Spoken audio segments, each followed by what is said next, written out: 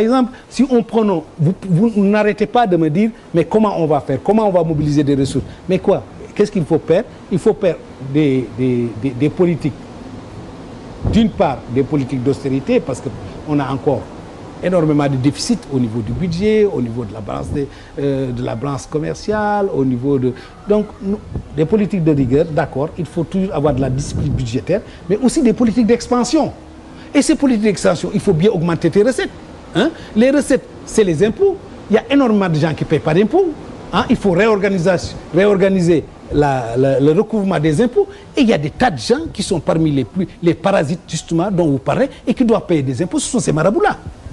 Hein? Ils ont des recettes. Hein? Oui, mais ce sont des gens qui ont quand même beaucoup de talibés ou bien beaucoup de personnes qui votent pour ces candidats. Et ce sont les candidats eux-mêmes qui vont faire la cour à ces marabouts. Mais justement, il faut que ça cesse. Comment faire ceci? Mais justement, par l'éducation, la transformation des mentalités. Quand on en parle, on dit, ouais, il y a que les intellectuels qui sont... Non, il faut aller dire aux gens que... Et puis, tu sais, on ne réinvente rien. Regardez la pouvoir qu'avait l'Église en Occident. Que les empereurs, les rois et tout ça venaient s'agenouiller. Hein? Le clergé avait fait, mais alors vraiment, était une source d'exploitation. Mais les gens en ont eu marre. Hein? Il y a eu des révolutions, il y a eu des tas de choses. En Afrique, ce dont on a besoin surtout, c'est d'une révolution. Pas une révolution au sens où les Russes l'ont fait. Ce qu'il y a, c'est que nous avons eu les indépendances. Maintenant, il nous faut une révolution. Cette révolution, c'est quoi? C'est synonyme de changement radical des mentalités. Continuer à croire aux esprits, à la magie, hein, aux marabouts. Hein, on te parle d'albinos qu'on sacrifie. Non. Ça ne correspond pas du tout à l'esprit moderne. Cet esprit moderne, cet esprit d'organisation, cet esprit de rigueur, de méthode, Senghor en parle, les autres en parlent. Senghor avait utilisé les chrétiens parce que c'était un minoritaire. Les marabouts, c'était un minoritaire. Il l'a utilisé d'une manière très, très subtile et très, très efficace. Maintenant, il faut qu'on se démarque de ça. Il faut absolument qu'on se démarque de ça. Comme le président Macky Sall l'a dit, et ça fait des levées de boucliers, c'est des citoyens ordinaires. Ils n'ont qu'à faire assumer leur rôle de guide religieux. Et ces guides religieux, au sens étymologique, on les a ici. Des gens qui encore représentent la tradition maraboutique la plus noble. Je vous donne le nom de Seri Aboudia. Allez à Thiès. Celui-là, c'est l'école coranique. Hein? Il n'a jamais demandé de sous à personne. Hein? C'est là pour guider les gens. Ce n'est pas du tout par nos marabouts mercantilistes-là, hein, qui accaparent les terres, qui ne payent pas d'impôts, qui nous maintiennent dans la monoculture de l'arachide. Non. Il faut changer ça radicalement. Ça doit correspondre à une révolution fondamentale, mais faisons cette révolution. Cette révolution, elle passe par où? Elle passe par l'éducation. L'éducation aujourd'hui au Sénégal est pratiquement orpheline. Mais voilà, on te dit que... Et des grèves partout. Ouais. Les jeunes n'apprennent pas comment faire une révolution dans un pays qui ne s'occupe pas de son éducation. Mais regardez l'éducation. Il y a combien de syndicats nous avons dans l'éducation? C'est incontrôlable. C'est l'éducation, la santé. Voilà des grèves. Je ne vous dis pas seulement la maîtrise. On vous a parlé de la maîtrise de l'eau, hein, maîtrise de l'énergie, hein, mais aussi il y a deux secteurs, l'éducation et la santé. Hein? Il faut aller investir là-bas, mais il faut aussi le faire dans un cadre concerté. Mais ce cadre concerté, n'oublions pas les assises, les résultats des assises. Nous avons mené un travail fondamental. Il n'y a aucun pays au monde, enfin, je ne veux pas verser dans le cocorico sénégalais, mais il y a très peu de pays qui ont fait ce travail fondamental. Hein? Est-ce que vous n'avez pas l'impression que ces assises, justement, s'il n'y a pas un cadre politique pour les mettre en œuvre, ils risquent de mourir dans les tiroirs? Mais pourquoi on a élu Macky? Hein? Pour qui tu as voté, toi? En tout cas, moi, hein, quand il s'est agi de choisir entre Macky et Wade, j'ai voté Macky, indépendamment de toute appartenance de parti. Hein? Non, pourquoi on a amené Macky et son équipe maintenant? C'est pour changer. Et Macky le sait très bien, c'est un garçon extrêmement pragmatique. C'est pourquoi il a damé le pion à tous ses concurrents. Il a damé le pion à tous ses concurrents. Beaucoup pensent que la coalition qu'il a mise en place risque d'éclater pour la bonne et simple raison. Les ambitions politiques peuvent un jour se faire jour. Non. Moi, je crois pas. Pourquoi? Non. Pourvu d'abord, dimanche soir, les Sénégalais nous ont toujours réservé des surprises. Ils ont un vote. Mais dans la gestion du pouvoir après. Non, attention. Il y a les élections qui vont se passer, il y a aussi le pouvoir qu'il faut gérer. Oui. Macky Sall a l'ambition de devenir peut-être de se représenter pour être candidat. C'est avec qui il est aussi. On a aussi des ambitions. J'espère bien qu'il a de l'ambition pour le faire parce que le travail qu'on peut faire ici, c'est pas en 5 ans qu'on le fait. On a besoin de 10 ans minimum pour le faire. Mais ceux qui avec qui il est aussi sont des jeunes comme lui qui peuvent être des candidats aussi. Oui, qui peuvent être des candidats, mais on va le juger sur son bilan et il le sait très bien. Il sait très bien que ce qu'il veut faire, ce qu'il a promis de faire, il ne peut pas le faire en 5 ans. Il a besoin de minimum 10 ans. 10 ans. Et moi, tu vois, et pour ça, il faut qu'il nous présente dans les 5 premières années un bilan positif. Il s'est entouré de l'équipe. Moi, je sais pas, il me donne l'impression d'un garçon pragmatique, hein, et qui a le sens de la stratégie. Donc, vraiment, mettons pas les charrues avant les bœufs, hein.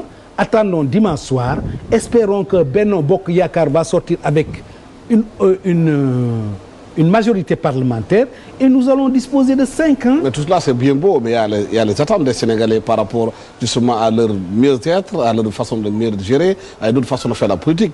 C'est sur ça que les Sénégalais vous attendent. C'est ce que, justement, et c'est ce qu'on va faire. On va, je veux dire, résoudre le problème de la Casamance, résoudre le problème de l'énergie, résoudre le problème de la pluviométrie. C'est pas pour rien qu'on a le barrage de Diama, de Manantali, on a le fleuve Sénégal. Il nous faut maintenant irriguer. Et parmi d'ailleurs les gens qui ont joué un rôle principal, moi je le connais pas, mais parmi les supports de Macky, c'est un type qui défend cette forme de politique-là. Allez dans le Fouta, hein? C'est les pompes, c'est l'irrigation. On peut maintenant cultiver 12 mois sur 12, on peut atteindre l'autosuffisance alimentaire. Nous avons un embryon d'économie, d'industrialisation. Le Sénégal et la Côte d'Ivoire font partie des pays les plus industrialisés de la zone franc. Mais ces industries, vous les avez étudiées, c'est des industries de substitution d'exportation. C'est-à-dire l'huile qu'on achetait, le savon qu'on achetait et tout ça, ce sont des industries-là. Mais ces industries, au lieu d'être un actif, c'est devenu un passif. Pourquoi? Parce que c'est tous des capitaux français. C'était un marché capté.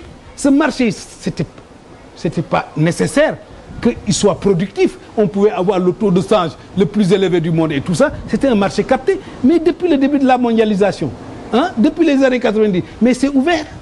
Donc il y a les produits asiatiques, les produits qui viennent concurrencer ces produits qui étaient faits à l'intérieur. Et qu'est-ce qu'on a trouvé qu'est-ce qu'ils ont trouvé pour faire face à cette concurrence? La dévaluation artificielle de notre monnaie. Mais non, ça doit suffire. Ça doit suffire. Il nous faut un certain patriotisme économique. D'abord, toutes ces industries qui opèrent ici depuis plus de 100 ans ont fait assez de bénéfices pour qu'on puisse avoir l'attitude patriotique de dire ces gens-là, comme au Zimbabwe, vous ouvrez votre capital. Et tous nos bourgeois-là qui auront pu justifier leurs avoirs, parce qu'il y a énormément d'argent dans ce pays, mais pourront rentrer dans le capital de ces sociétés-là. Deuxièmement, hein, nous pouvons justement dire que toutes ces entreprises que sous le règne occidental, où nous avait obligés à brader. Tu vois, les programmes de privatisation là, des programmes d'ajustement structurel là, mais c'est des programmes de liquidation. On dévalue votre monnaie de 100% et on vous achète votre produit. Et la Sonatel aujourd'hui, qui est la boîte la plus rentable, l'une des rares boîtes qui empruntent encore sur la bourse régionale de Côte d'Ivoire. Donc, c'est-à-dire, ces gens-là, non seulement, ils ont acheté notre unité productive pour rien du tout, hein, mais en même temps, ils se financent maintenant avec notre épargne. Mais il est temps maintenant d'avoir un gouvernement. On ne parle pas de renationalisation. On veut seulement parler de légiférer pour ouvrir ses capitaux aux nationaux, que les nationaux rapportent cet argent, hein, et que nous fassions de la gestion, je veux dire. Mais si on est arrivé à ces situations, c'est parce qu'on ne produit pas rien. Nous ne produisions pas, nous étions là en tant que spectateurs. Mais pourquoi tu dis qu'on ne produisait rien? Et l'arachide, on ne nous a pas colonisés justement pour faire de l'arachide et tout ça. Et qu'est-ce qu'il y a de mal de dire que bon, pour le moment, on exporte seulement des matières premières? L'Australie commence à se développer, le Brésil, le Chili. Tous ces pays, comment ils se sont développés, hein, en vendant d'abord leurs matières premières. Les recettes d'exportation, vous les recevez et vous vous industrialisez. Oui, mais il y avait une bonne gestion au Brésil.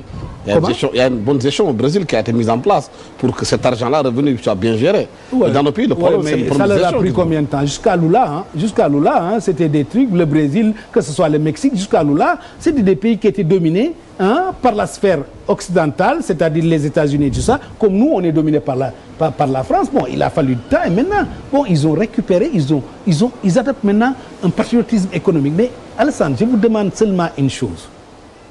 Faire une simple analyse économique, très simple. Allez dans n'importe quelle boutique, n'importe type qui a les gens qui ont des tables pour vendre. Là. Regardez ce qui est vendu. Regardez parmi ce qui est vendu. Quel est ce qui est produit au Sénégal? Presque rien. Produit dans la région? Presque rien. Produit au niveau du continent? Presque rien.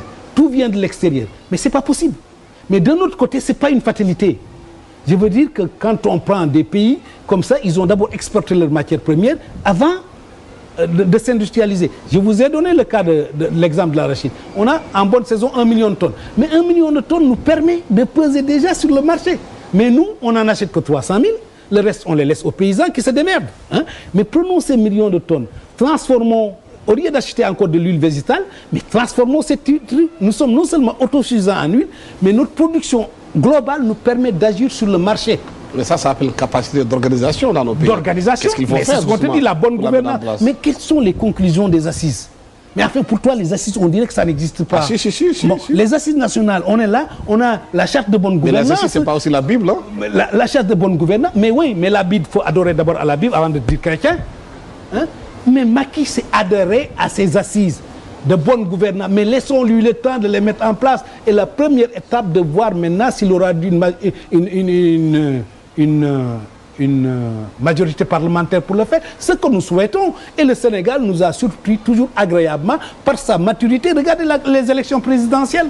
Hein, le premier tour, pas de problème. Le deuxième tour, on a déguerpi le gars. On n'a pas eu besoin de guerre ni de... Non. 2007, c'est Wade qui a gagné. Il n'y a pas eu de... Contrairement à ce qu'on dit. Parce que le peuple était assez bien pour dire, donnons-lui. Ce que je disais quand je venais là, je prenais un taxi pour venir ici, on me disait toujours Baïl Gorgui Mouligay. Mais jusqu'au moment où il est allé, franchement, c'était la démesure, quoi, avec son fils là.